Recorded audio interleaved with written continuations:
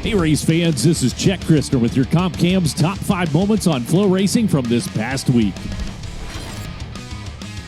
In at number 5, it was the old nothing to see here, folks. Just move along maneuver by Eddie Tafoya Jr. during USAC CRA heat race action at the Tulare Thunder Bowl. Apparently, Tafoya was trying to start a new trend by freestyling a sprint car with a kickflip bunny hop to a wall tap, although he missed a fakey landing. But amazingly enough, he did manage to roll away. Final lap, same heat race, and not to be outdone, Matt McCarthy brings it hot into turn number 3, and judging by the temperature of the rear brake rotor, it was a little too hot. Matt smoked the wall with the right rear, and things got topsy-turvy from there. During feature event action, Max Adams and Brody Rowe would swap the lead multiple times as 19th starting Damian Gardner closed the gap on the leaders. Adams eventually took command, leapt away from Rowe, and picked up his second USAC CRA feature event win in a row, while Gardner would come home in second.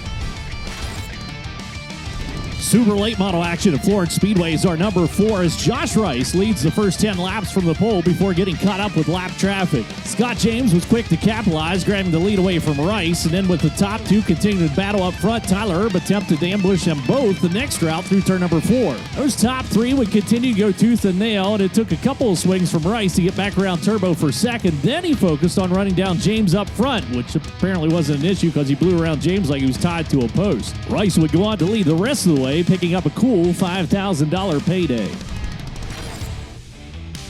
He's going to try to get by AJ Fleck slowly but surely. He is. The 48, trouble for Macri. Trouble for Macri. The whole right rear tire coming up the car. We head to the Speed Palace, Port Royal Speedway for our number 3, where Anthony Macri was both figuratively and literally driving the wheels off the 39M. Ripping around the rim in turns 1 and 2, Macri's 410 snaps right, catches the wall, and at that point, the right rear wheel heads for the hills. Amazingly, Macri doesn't go over, but the Super Deuce of AJ Flick spins to avoid, taps the inside wall, and flops on its side. You can almost hear AJ from here. Really?